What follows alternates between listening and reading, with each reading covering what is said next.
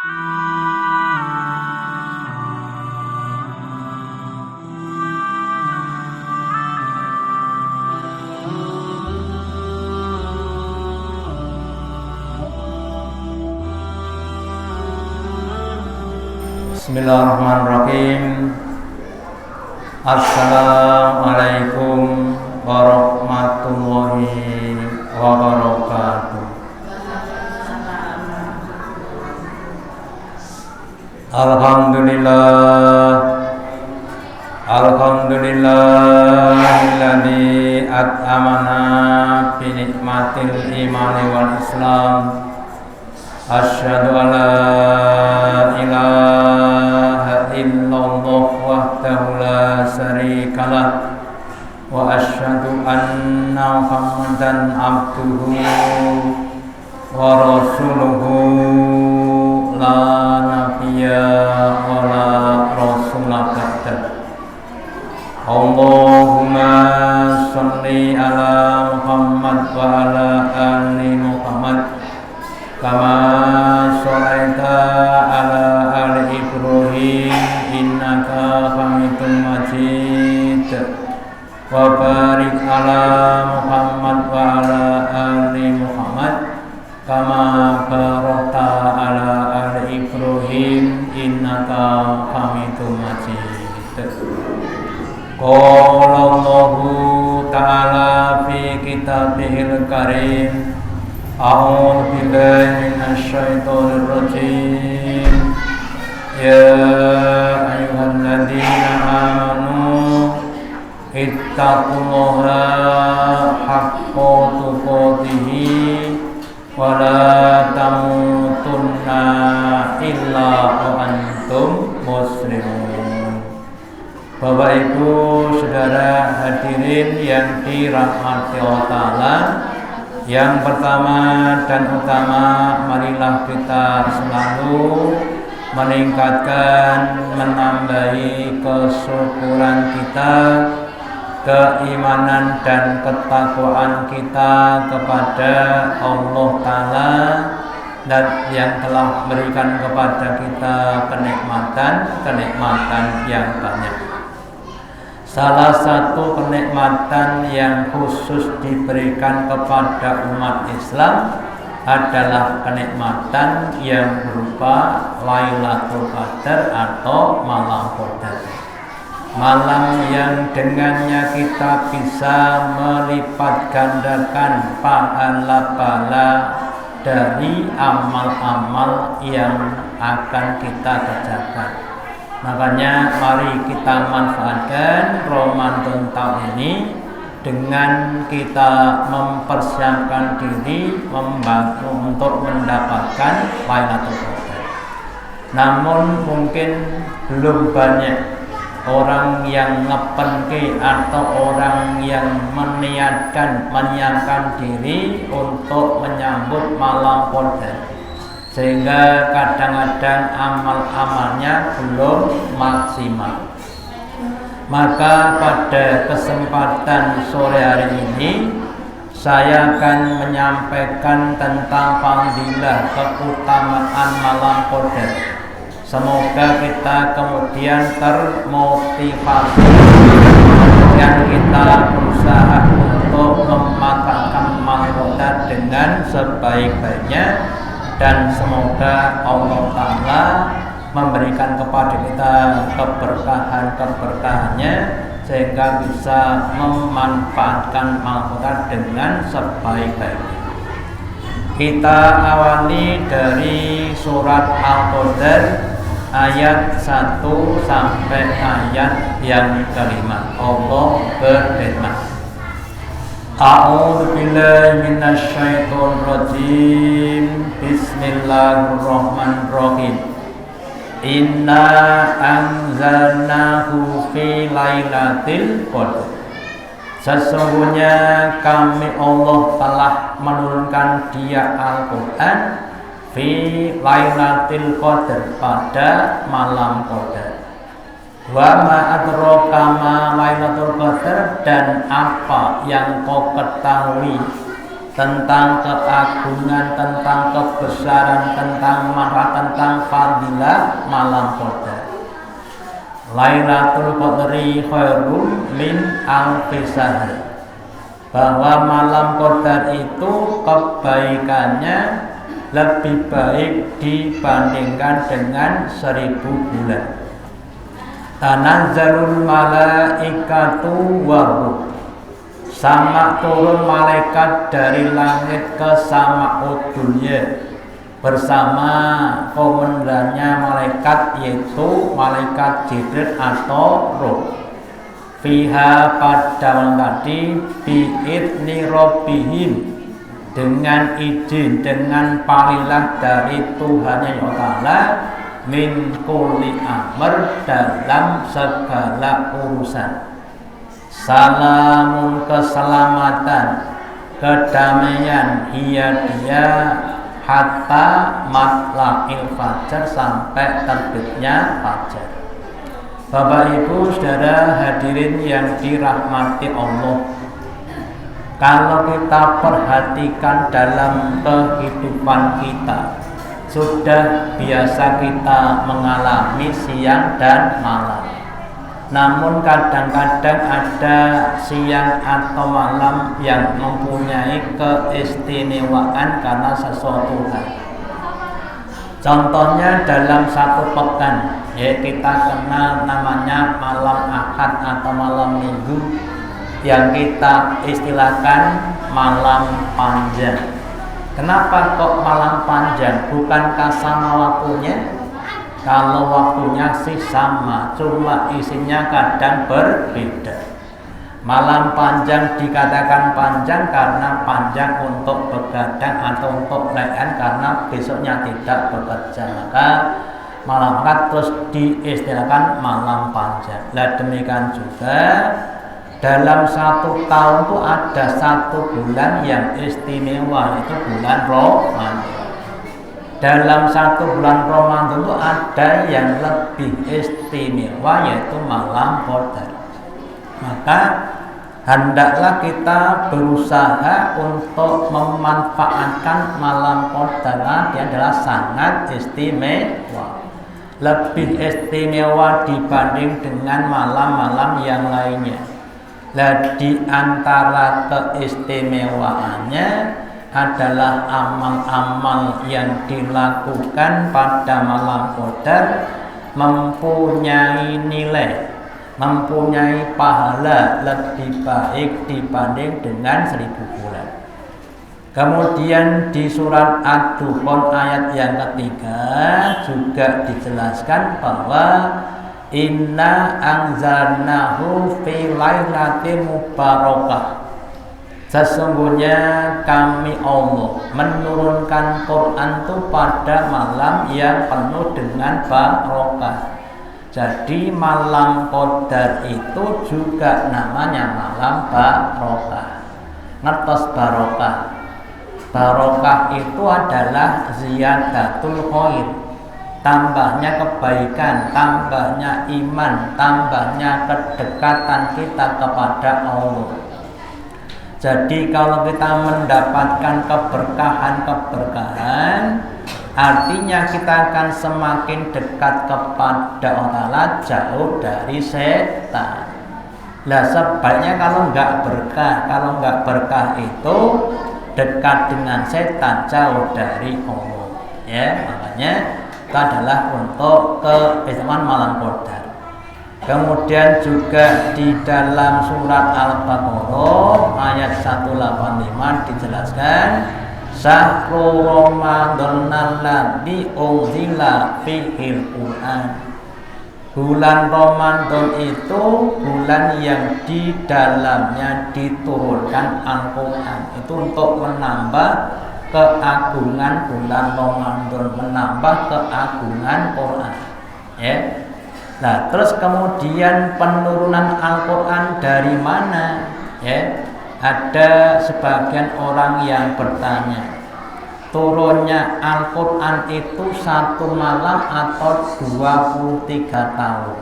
Ya, yang benar yang mana? Satu malam atau 23 tahun? Benar semuanya. Lah terus dijelaskan dalam suatu tafsir yaitu oleh Ibnu Abbas bahwa Allah Ta'ala itu menurunkan Al-Quran dari Sidratul Muntaha. Jadi kalau kita ini naik ke atas sampai mana? Langit. Langit mana? Langit pertama atau langit dunia. Naik lagi kurang lebih 50.000 tahun perjalanan sampai langit kedua. Terus naik lagi ya. Langit ketiga, langit keempat, langit kelima, langit keenam, dan terakhir langit ketujuh. Itu di atasnya ada tempat namanya Sidratul Muntaha. Jadi Sidratul Muntaha itu letaknya di atas langit yang ketujuh. Quran di sana diturunkan ke Sama'ud Dunya, ke langit dunia, langit pertama, dalam keadaan jumlatan wahidatan, jumlah yang utuh. Satu Quran 30 juz. Fi Lailatul Qadri, pada malam Qadar, fi syahri Ramadan, di bulan Ramadan. Jadi turunnya Quran dari Sidratul Muntaha ke langit dunia itu dalam bentuk jumlah yang satu semuanya pada malam Qadar. Terus kemudian nanti dari Sama'ud Dunya kepada Rasulullah kadang 2 ayat, diawali dengan 5 ayat sampai kurang lebih 23 tahun masa kenabian. Jadi dari Sama'ud Dunyanya kepada Nabi itu kurang lebih 23 tahun. Kok nggak sehari saja bagaimana? Kalau sehari kadang itu tidak pas pada momen-momennya. Contohnya gini saja, panjenengan itu kalau atau siapapun kalau pas diajari sesuatu yang belum butuh, kira-kira memperhatikan apa butuh? Diajari perkara sing durung butuh, kira-kira memperhatikan apa enggak? Enggak. Tapi kalau dijelaskan apa yang lagi butuh, ya, mau berwudu nggak punya air, terus bagaimana takon, terus diterangkan, oh diperhatikan kenapa sedang butuh, ya. Nah demikian juga Quran diturunkan kepada Nabi Muhammad untuk menjawab permasalahan kehidupan, ya. Ada orang mau berinfak bingung kepada siapa saya infak, terus turun ayat yas'alunaka manda yunfikun, ya, terus dijelaskan kepada ini ya. Istrinya sedang garap sari bulanan menstruasi, terus bingung sholat apa tidak, terus tanya Nabi, dijelaskan yas'alunaka anil mahid, ya.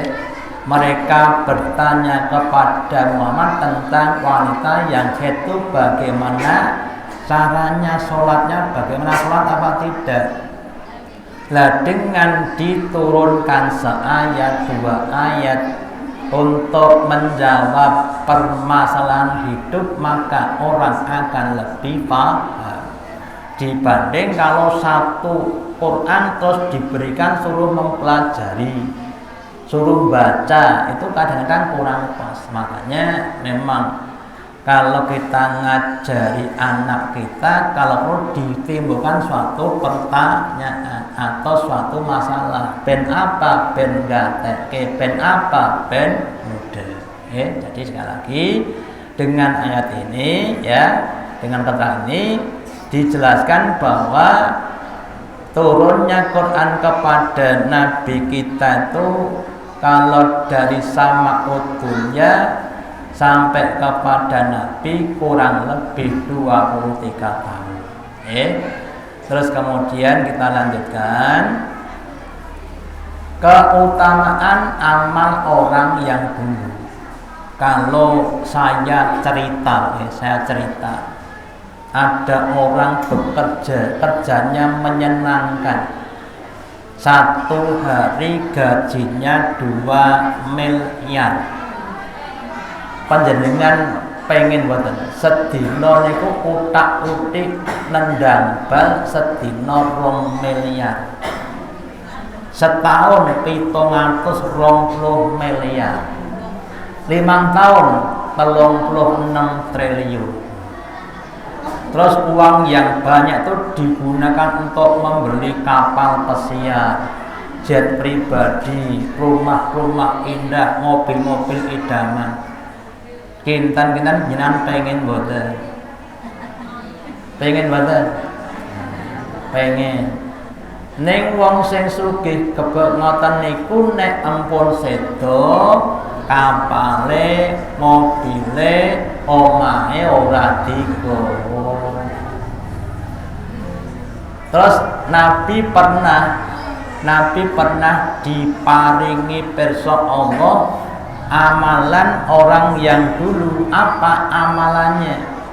Amalannya adalah orang itu berjihad di jalan Allah selama 1000 bulan. Kira-kira berapa pahalanya? Suatu saat ketika ada sahabat bertanya kepada Rasulullah, wahai Rasulullah, apakah ada amalan yang pahalanya sama dengan jihad?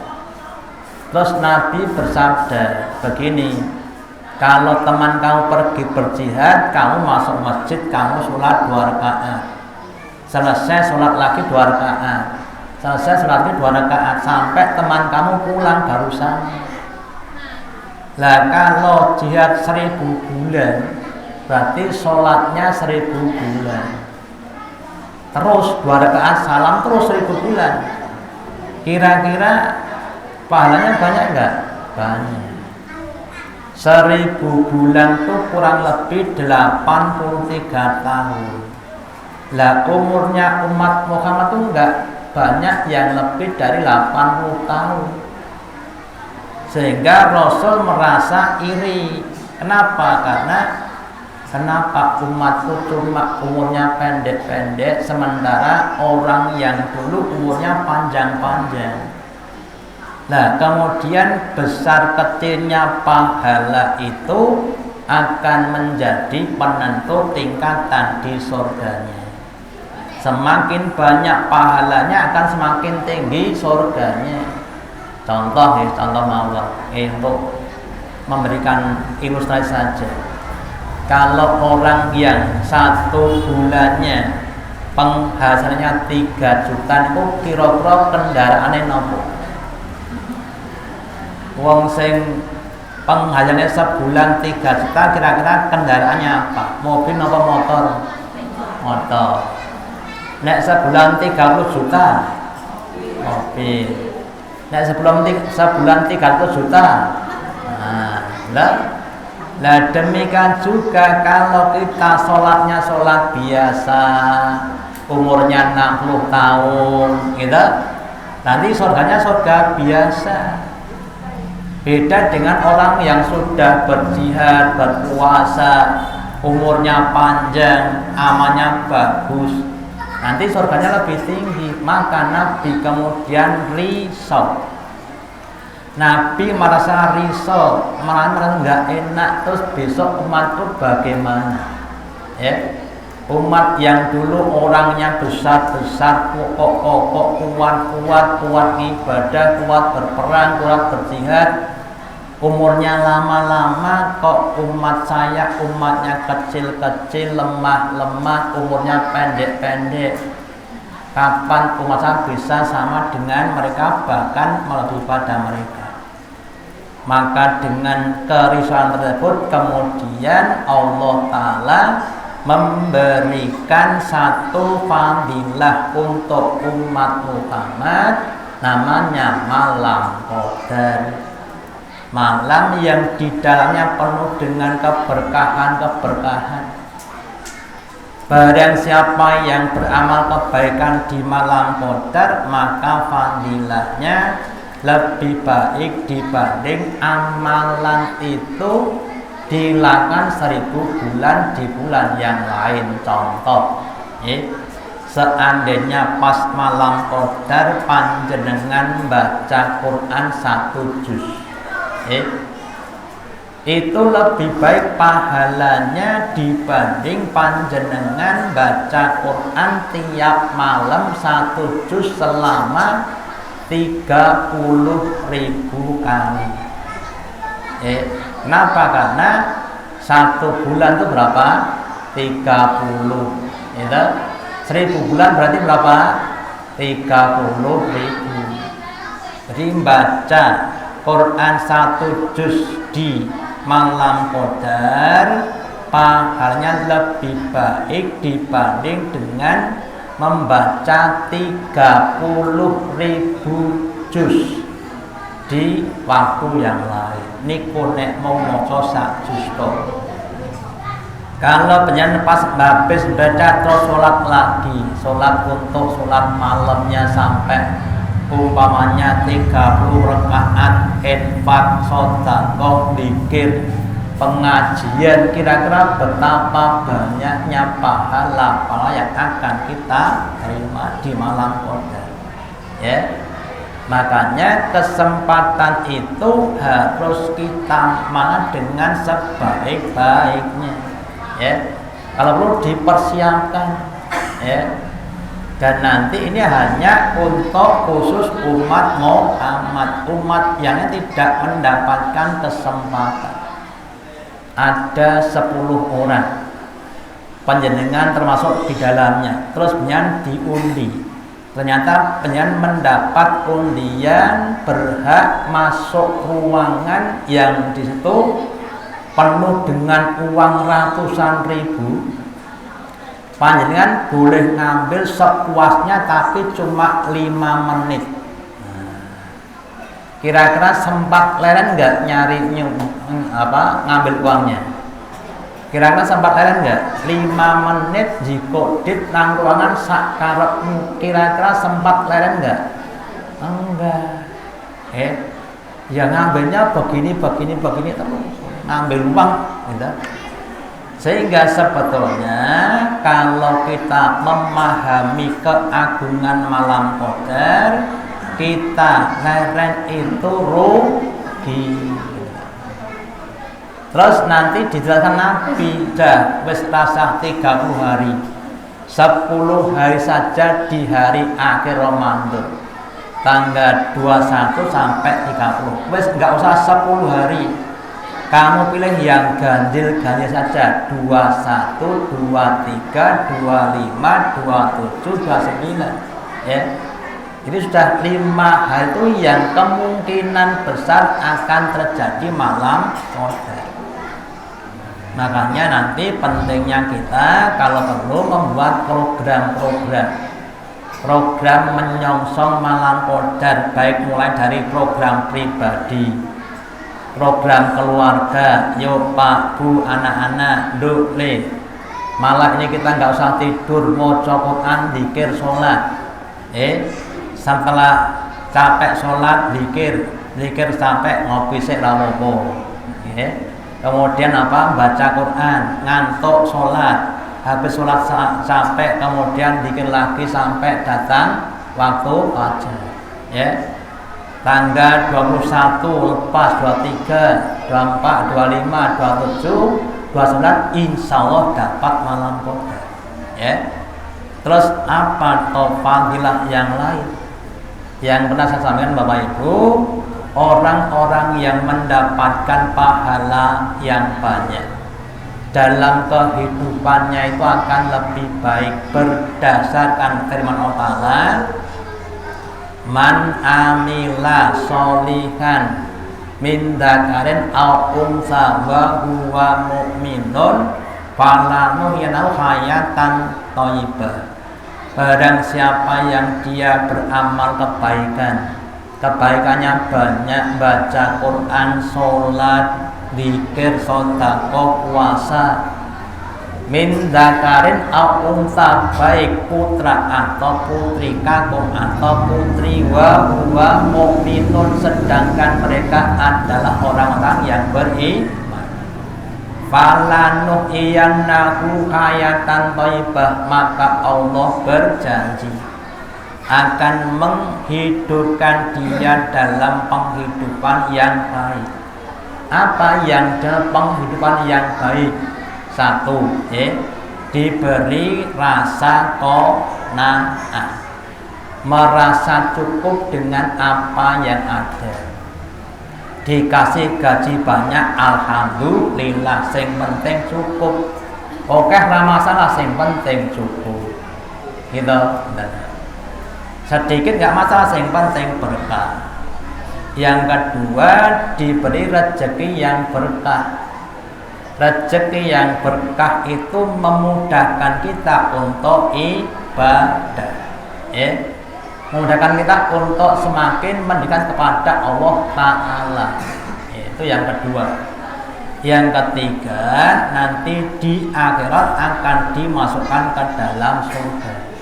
Jadi kalau kita cermati dari kalangan para nabi, para soleh, para imam dulu, orang-orang yang banyak pahalanya itu biasanya doanya mustajab. Berdoa itu kadang-kadang belum selesai doa sudah diijabahi Allah Ta'ala. Sedangkan kita termasuk saya, kadang-kadang sudah berdoa bolak-balik nggak kabul-kabul. Kenapa sebabnya? Sebabnya kurang pahala. Yang kita dorong punya makom yang tinggi dengan banyak pahala. Kemudian juga dijelaskan di hadis yang panjang bahwa kepada Rasul dituturkan, Rasulullah itu dituturkan ada 4 orang dari kalangan Bani Israil yang abadullah samana aman, beribadah kepada Allah 80 tahun. Lam yaksuhu torohan aini, tidak maksiat sedikit pun. Jadi dalam waktu 80 tahun beribadah terus, nggak pernah maksiat, nggak pernah lupa kepada Allah. Awake dhewe takbir Allah akbar, ingat Allah, bersedekah wis ingat Allah. Sampai salam mau sepirang rakaat atau embuh, itu kita sholat, bukan tidak sholat saja lupa, apalagi tidak sholat. Dulu ada 4 orang yang ibadah 8 tahun nggak pernah maksiat sama sekali. Siapa itu? Yang pertama adalah Nabi Ayub, Ayub alaihissalam, yang diberi sakit selama kurang lebih 18 tahun. Yang kedua yaitu Zakaria, Nabi Zakaria. Yang ketiga adalah Hazkil bin Ajuz. Yang keempat adalah Yusa bin Nur. 4 orang itu ibadahnya 80 tahun nggak pernah bolong. Kita tahun ini kira-kira sholat jamaahnya bolong berapa kali? Bolong banyak kali. Sholat malamnya Ramadan ini kira-kira sampai hari yang ke 19 ya. Kira-kira sholat malamnya bolong berapa kali? Lah makanya memang orang-orang itu seperti itu. Lah kemudian dengan itu Nabi ta'ajub, kok bisa begitu ya? Apakah dulu nggak ada setan, sekarang banyak setannya? Oh, kalau setan sejak dulu, sejak zaman Nabi Adam ada setannya. Yang namanya godaan itu ada. Lah ketika Nabi Muhammad ta'ajub, terus malaikat Jibril matur kepada Nabi Muhammad, wahai Rasulullah, wahai Muhammad, kamu dan umatmu itu lebih ta'ajub, lebih mengheran dibanding dengan mereka, lebih hebat dibanding dengan mereka. Saya contohkan. Ada 2 orang, A dan B. A dan itu ada di sini. Kemudian A itu badannya kokoh, larinya cepat. Dia nantang kepada B. B itu badannya biasa. B, Pak, ayo kita lari balapan versinya Jakarta. Oke. Si A langsung lari, dengan badannya yang tegap. Terus si B itu naik motor ke bandara, terus kemudian naik pesawat sampai di Jakarta. setelah berhari-hari si Atu lari dengan kekuatannya sampai di Jakarta, merasa menang dibanding dengan si B. Ternyata si B sudah nongkrong di Jakarta, sudah minum kopi. Loh, kok kamu sudah di situ? Iya. Loh, kok bisa sampai? Iya, bisa. Kamu kan lari. Iya, saya kan naik pesawat. Jadi ibaratnya malam qadar itu seperti pesawatnya umat-umat Muhammad yang akan membawa dengan cepat melebihi umat-umat yang dulu. Lah kalau sudah disiapkan pesawat tinggal numpak, terus nggak mau numpak, kira-kira yang salah siapa? Sudah dikasih tiket satu-satu, jam terbangnya sudah ditentukan, ya. Kemudian barangnya sudah ditentukan, kok nggak ikut naik, berarti yang salah siapa? Ya, berarti Bapak Ibu monggo kita harus merasa eman-eman kalau tidak menyiapkan diri memakan malam qadar. Ya. Nah, terus kemudian kira-kira apa saja amalan-amalan yang seharusnya kita amalkan untuk menghadapi malam qadar. Ya. Sebelumnya kita lihat dulu kira-kira apa dasarnya yang menjadikan terjadinya malam qadar. An Aisyata anna Rasulullah SAW qala, dari Aisyah sesungguhnya Nabi bersabda, taharrau lailatul qadri, intailah malam qadar fi witri, di dalam malam ganjil minal asri al awakiri minar Ramadan, dari 10 akhir bulan Ramadan. Jadi nanti malam qadar itu insya Allah akan terjadi pada malam ganjil di 10 akhir bulan Ramadan. Cari malam qadar ampun siang-siang, siang kurang malam qadar, namanya jam malam kok siang. Di kurang lebih 5 malam itu. Terus di hadis lain diterangkan iltamisuha fil asri al awakhiri, carilah malam qadar dalam 10 akhir min Ramadan, yaitu malam fitasiati, dalam yang ke-9. Tapi kalau sudah tidak terjadi kemudian fisabiati. Jadi utamanya yang ke-29 dulu, terus 27, terus 25, terus 23, terus 21. Ya, contohnya begini. Kalau amunisi kita terbatas, terus amunisi kemampuan terbatas, kira-kira 5 dino kurang kuat, kira-kira sing dintepi sing ndi? Sing dinti yang ini dulu 29. Kalau kira-kira masih mampu 27, ya. Mampu 23, 25, 23, 21. Ya, jadi sing dintepi sing mburi. Kalau mampu semuanya ya 5-5-nya. Ya. Karena amunisi orang tuh berbeda-beda. 29 itu kan akhir bulan, iya. Kan itu kan saatnya ibu berbelanja. Kan belanja kan bisa siang.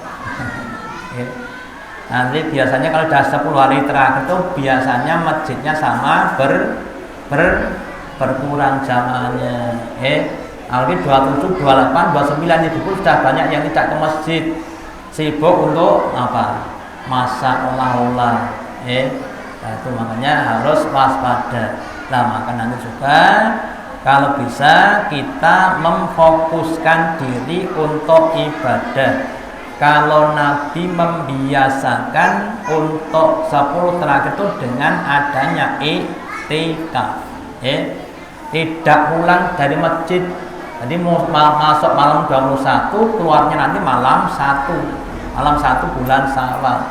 10 hari beribadah di masjid, enggak kerja, adanya cuma ibadah dan ibadah. Lah kalau kita belum bisa i'tikaf, ya tidak-tidaknya setiap malam itu kita usahakan untuk banyak ibadah. Saya pernah ngisi kajian di daerah Kartosuro, ya. Justru sing motor tuh ibu-ibu. Setiap malam ganjil mereka berkumpul di masjid beribadah sampai pagi. 5 malam, malam 21 sampai 29. Ya, itu justru ibu-ibu, benar. Ya, monggo nanti kalau panitia ataupun masjid adakan, ya, kita sembuyung. Insya Allah saya juga siap untuk nyembuyung apapun. Insya Allah yang saya punya, saya bisa untuk nyembuyung untuk iktikaf. Okay. Setidaknya pas malam-malam ganjil kita usahakan untuk apa? Yo, melek rodok dawa. Ibaratnya rodok panjang. Kemudian amalan apa yang seharusnya kita lakukan pada malam qadar? Ya. Berdasarkan pada sabda Nabi, an Abi Hurairah anin Nabi sallallahu alaihi wasallam qala man qama wairatal qadri, barang siapa yang menegakkan di makna sholat di malam qadar imanan dilandasi dengan iman wa ihtisaban dan berharap pada Allah Ta'ala ghufirallahu ma taqaddama min dambihi, Allah akan mengampuni dosa-dosanya yang telah lewat. Wa man shoma Ramadan imanan wa ihtisaban, dan barang siapa yang puasa di bulan Ramadan dilandasi dengan iman dan ihtisab, ghufirallahu ma taqaddama min dambihi, akan diampuni dosa-dosa yang telah lewat. Jadi kalau dari maghrib sampai ke subuh itu acara utamanya sholat. Kalau dari subuh sampai maghrib acara utamanya adalah puasa. Malamnya ibadah, siangnya ibadah. Malam ibadah, siang ibadah terus. Ya, kinten-kinten kuat mboten? Kuat Pak. Kuat insya Allah, ada semangat. Ya. Di Magetan sudah ada saudara kita yang sholat tarawihnya 8 jam. Ya, 8 jam itu berarti dari Isya jam 7 sampai jam 3. Sholat malam. Ya, tarawih 8 jam. Habis tarawih terus bersahur, terus kemudian sholat subuh dan seterusnya. Ya, itu 8 jam. Artinya Bapak Ibu, ya, orang itu kalau punya semangat insya Allah akan jadi kuat. Jangankan kok yang baik, yang jelek saja kadang-kadang kuat kok. Gitu? Nah, kita juga begitu. Kalau kita lihat orang-orang yang jualan, ya, contohnya, kalau kita lihat orang-orang Tawangmangu, jam 4 pagi sudah sampai di Solo, Kartosuro, Delanggu. Dari sana jam berapa? Saya pernah lewat Pasar Tangun jam 12 malam sudah ramai. Jadi mereka tuh datang dari sore, dari ngambil panenan di kebun terus dijual di pasar sampai pagi. Itu kuat, mergone ada harapan. Apa harapannya? Nah, jadi selama orang itu ada namanya harapan, maka akan bersemangat. Makanya kita juga begitu. Harapan kita adalah kita masuk surga di tingkatan yang paling tinggi. Dengan apa? Dengan amal kita. Lah, untuk memaksimalkan amal kita harus banyak-banyak malam pada malam qadar. Jadi amalannya adalah malamnya sholat, siangnya puasa. Kalau selesai sholat capek, ya duduk dulu. Maka kalau kita cermati sholatnya Nabi, sholat malam ya, sholat malam Nabi itu setelah selesai 2 rakaat duduk sebentar. Kalau jonku ngeluk sikil sih, terus berdiri lagi, berdirinya lama. Kemudian 2 rakaat salam dulu, leren dulu.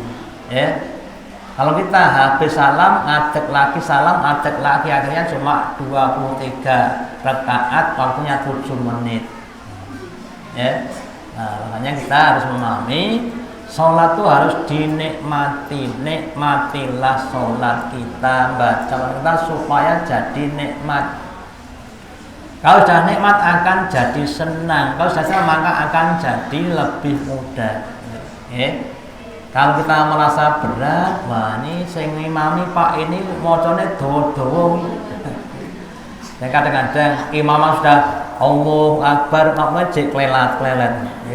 Bismillah tekan walam dolin baru ada kemudian baru amin. Jadi ngadetnya itu ketika imam sudah baca ghairil maghdubi alaihim baru ngadeg Allahu Akbar walam dolin amin. Itu ya karena kita masih menganggap sholat sebagai apa? Beban. Padahal sholat adalah saat yang paling dekat kita dengan Allah Ta'ala. Selain kita sholat dan juga puasa di siang harinya, perlunya kita berdoa, utamanya doa-doa yang berhubungan dengan malam qadar. Aisyah bertanya kepada Rasulullah, ya Rasulullah, aku tuh apa yang aku ucapkan, amil tuh Lailatul Qadar, apa yang aku ucapkan atau aku kerjakan pada malam qadar. Maka Nabi bersabda, hendaklah kamu ucapkan Allahumma innaka afuwun karim tuhibbul afwa fa'fu anni.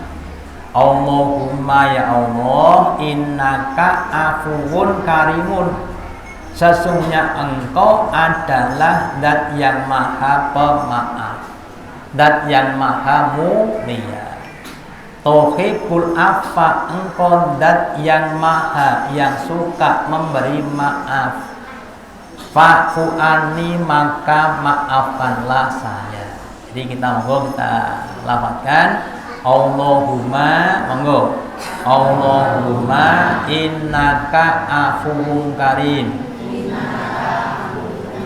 tuhibbul afwa fa'fu anni. Itu nanti dibaca berapa kali? Semaunya, semampunya. Semoga nanti dengan doa tadi kita bisa bertepatan dengan malam qadar, bisa memanfaatkan malam qadar dengan sebaik-baiknya, dan semoga kita akan menjadi orang yang beruntung.